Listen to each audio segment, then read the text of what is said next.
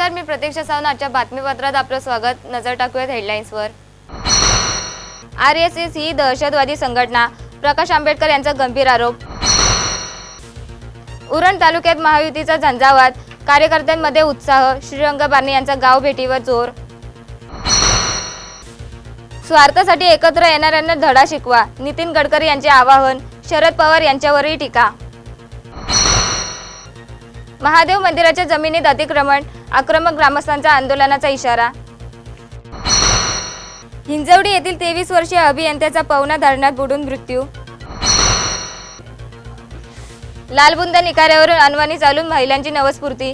भावी निमगावच्या जगदंबा देवीच्या यात्रेला सुरुवात. आता बातम्या पाहूयात विस्ताराने. नरेंद्र मोदी 10वी नापास नसतील तर त्यांनी पदवी प्रमाणपत्र दाखवावे, अन्यथा ते खोटारडे आहेत असा घणाघात करत हेमंत करकरे यांच्यावर टीका करणाऱ्या साध्वी दहशतवादी असून प्रधानमंत्र्यांनी दहशतवादाला उमेदवारी दिल्याचे सांगून RSS ही दहशतवादी संघटना असल्याचा गंभीर आरोप वंचित बहुजन आघाडीचे नेते प्रकाश आंबेडकर यांनी केला आहे. कुडाळमध्ये आयोजित केलेल्या सभेत प्रकाश आंबेडकर बोलत होते. नोटाबंदी करून मोदींनी अर्थव्यवस्था खिळखिळी केली, आपले मत विकू नका असे आवाहन त्यांनी यावेळी मतदारांना केले. मत विकत घेण्याचा जो धंदा सुरू आहे तो बंद झाला पाहिजे असेही आंबेडकर यावेळी म्हणाले. बोलायला तयार नाहीत. मोहन भागवत काही बोलायला तयार नाहीत. या सगळ्या हिंदुत्ववादी संघटनांना सांगतो की ते 5 जण हिंदू समाजाचे होते आणि हिंदू धर्म पाळत होते.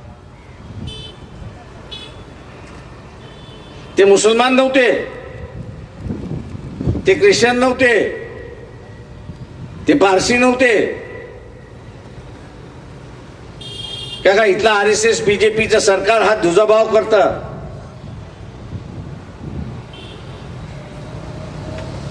आणि आज या शहीदांना हिलसांडणी खावी लागते अशी असणारी परिस्थिती आहे. त्या साध्वीचा असणारा मालेगावच्या ब्लास्टमध्ये आरोपी म्हणून आजही आहे, टेररिस्ट म्हणून आजही आहे.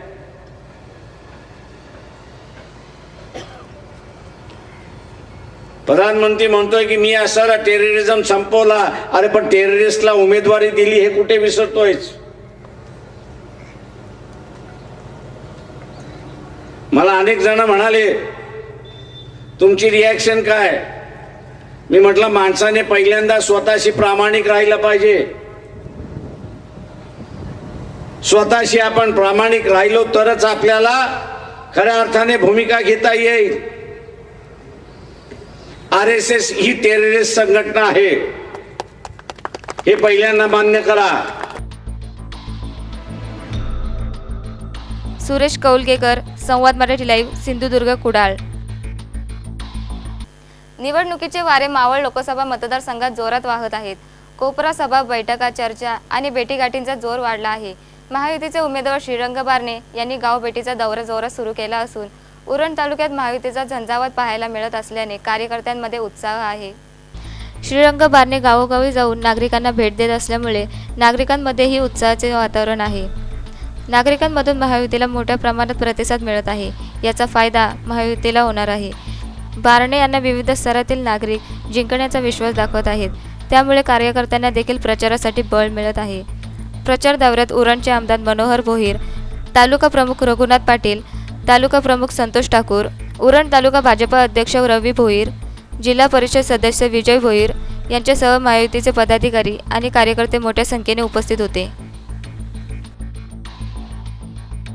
ब्युरो रिपोर्ट, संवाद मराठी लाईव्ह, उरण. शेकाप, राष्ट्रवादी आणि काँग्रेसची महाआघाडी संधी साधू असून स्वार्थासाठी एकत्र येणाऱ्यांना धडा शिकवा असे आवाहन केंद्रीय मंत्री नितीन गडकरी यांनी केले. अलिबाग येथे झालेल्या जाहीर सभेत गडकरी यांनी विरोधकांचा खरपूस समाचार घेत शरद पवार यांच्यावरही जोरदार टीका केली. शिवसेना महायुतीचे उमेदवार अनंत गीते यांच्या प्रचारार्थ अलिबाग येथे भाजपचे नेते केंद्रीय मंत्री नितीन गडकरी यांच्या प्रमुख उपस्थितीत विजयी संकल्प सभा पार पडली. या प्रसंगी गडकरी यांनी विरोधकांचा खरपूस समाचार घेतला. की पवार साहेबांनी सांगितलं की काय अनंत गीते फक्त जांभळ देण्याकरता तोंड उघडतात. पवार साहेब तुमचं वय एवढं झालं पण तुमची काही सवय जात नाही खोटं बोलण्याची. फ्रस्ट्रेट झाल्या, निराश झाल्या ते. एकमेकाच्या विरुद्ध बिलकुल नष्ट करण्याकरता श्वेतपत्रिका काढणारे आज गळ्यात गळे काढून फिरून राहिल्या. मी ते हिंदी सिनेमातलं एक गाणं चांगलं आहे, जब भी जी चाहे तो नई दुनिया बसा लेते हैं लोग, एक चेहरे पे कई चेहरे लगा लेते हैं लोग. म्हणजे कोण कोणाचे शत्रू, कोण कोणाचे मित्र, कोणी भ्रष्टाचार केला, का मित्र झाले, काही याचं उत्तर नाही आहे. गीतेंनी रायगडचे प्रश्न संसदेत मांडले आहेत. त्यामुळे स्थिर सरकार हवे असेल तर अनंत गीते यांना भरघोस मतांनी निवडून द्या, असे आवाहन नितीन गडकरी यांनी केले. मग हे विकास करणाऱ्या पक्षाला साथ द्यायचा की नेत्यांच्या पोटातून नेते पैदा होतात त्यांना साथ द्यायचा, याचा निर्णय तुम्हाला करायचा आहे. माझी आपल्याला विनंती आहे की गीते साहेबांच्या धनुष्यबाणाची बटन दाबा, त्यांना प्रचंड मताने विजयी करा आणि ही सगळी कोकणाच्या विकासाची राहिलेली कामं पूर्ण करून देण्याची गॅरंटी मी आपल्याला देतो. आपण त्यांना विजयी करावं ही विनंती करतो. मिथुन वैद्य, संवाद मराठी लाईव्ह, अलिबाग. बातमीपत्रात वेळ झाली आहे छोट्याशा विश्रांतीची. कुठेही जाऊ नका, पाहत राहा संवाद मराठी लाईव्ह. श्री गणपती संस्थान महड, तालुका खालापूर, जिल्हा रायगड. श्री वरदविनायकाच्या भक्तांसाठी भक्तनिवासाची सोय, स्वच्छता आणि 24 तास गरम पाणी, CCTVची नजर. आगाऊ नोंदणीसाठी संपर्क करा 02192 26 69 12 72 76 47 38 54. विश्रांतीनंतर बातमीपत्रात आपलं पुन्हा एकदा स्वागत. पाहूयात उर्वरित घडामोडी. लातूर तालुक्यातील नांदगाव येथील महादेव मंदिराच्या इनामी 11 एकर शेतजमिनीवर काही शेतकऱ्यांनी अतिक्रमण करत 6 रस्ते तयार केल्याने देवस्थानच्या ट्रस्टसह ग्रामस्थही हैराण झाले आहेत. या प्रकरणी जिल्हा प्रशासनापासून आयुक्तांपर्यंत ग्रामस्थांनी 2 वर्षापासून पाठपुरावा केलाय. लातूरचे जिल्हाधिकारी जी श्रीकांत यांनी लातूरच्या तहसीलदारांना अनेकदा याबाबतीत निर्णय घेण्यास आदेश दिले आहेत, पण अद्यापही देवस्थानच्या जमिनीवर अतिक्रमण करून केलेले रस्ते बंद झाले नाहीत. या गावाला असलेला शासकीय रस्ताही गायब झालाय. जो गव्हर्नमेंटचा जो मेन रस्ता आहे तो चालू करून तिथनं वाहतूक चालू करावी, पण गव्हर्नमेंट प्रशासन यावरती कोणताही निर्णय नाही घेत. तर आम्ही 3 वर्षापासून यावरती पाठपुरावा करतोय, तरी अद्यापही याच्यावरती कोणताही निर्णय घेतलेला नाही आहे. तर हे रस्ते तयार झाल्यामुळे ही जी जागा आहे 11.5 एकर मंदिराची ट्रस्टची, त्या जागेवरती अतिक्रमण खूप वाढत आहे. तरी प्रशासनाने योग्य ते लवकरात लवकर कार्यवाही करावी, नाहीतर पुढील आंदोलन गावकरी सर्वजण मिळून पुढील आंदोलन तीव्र करतील. रस्ता मोकळा करून देत महादेव मंदिराच्या शेतजमिनीत तयार केलेले रस्त्यांचे अतिक्रमण काढावे, अशी ग्रामस्थांची मागणी असून उदासीन प्रशासनाच्या विरोधात उग्र आंदोलन करण्याचा इशारा ग्रामस्थांनी दिलाय. सुनील कांबळे, संवाद मराठी लाईव्ह, लातूर. पवना नगर येथील पवना डॅम परिसरात आपल्या 5 मित्रांसोबत पर्यटनासाठी आलेल्या अतुल अनिल कुमार गगन या 23 वर्षीय तरुणाचा पाण्यात बुडाल्याने मृत्यू झाला. अतुल आपल्या मित्रांसोबत पाण्यात पोहण्यासाठी उतरला, परंतु पाण्याच्या खोलीचा अंदाज न आल्याने तो पाण्यात बुडाला. लोणावळा पोलिसांनी शिवदुर्ग रेस्क्यू टीमच्या सहाय्याने अतुलचा मृतदेह 5 वाजण्याच्या सुमारास पाण्यातून शोधून काढला. अतुल हा इंजवडी येथील इन्फोसिस कंपनीमध्ये अभियंता म्हणून कार्यरत होता. अनिस शेख, संवाद मराठी लाईव्ह, मावळ.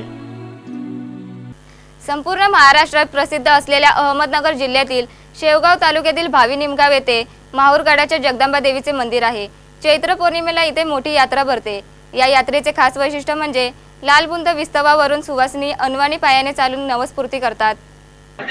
हे मंदिर अतिशय प्राचीन काळापासून आहे. पैठणहून कावडीने गंगाजल आणले जाते. भजन, कीर्तन, प्रवचन, आंबील, रहाड यात्रा, छबिना, हजेरी, कुस्त्यांचा जंगी हंगामा असे कार्यक्रम आयोजित केले जातात. येथील विस्तवावरून चालण्याच्या रहाड यात्रेत अहमदनगर जिल्हा परिषदेच्या उपाध्यक्ष राजश्री घुले या आवर्जून उपस्थित होत्या. देवीचे सत्व असल्याने अनेक भाविक महिला नवसाची परतफेड करण्यासाठी येथे मोठ्या संख्येने उपस्थित राहतात, असे त्यांनी यावेळी सांगितले. चैत्र पौर्णिमेमध्ये साधारणतः सकाळपासून गंगाजल, पैठणच्या नदीचं गंगाजल पाणी आणून कावडीने आंघोळ घालतात.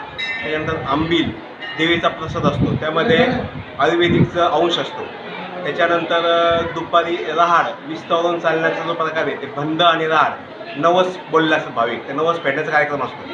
संध्याकाळी देवीची पालखीची मिरवणूक निघते, त्याला ग्रामीण भागात छबिना म्हणतात.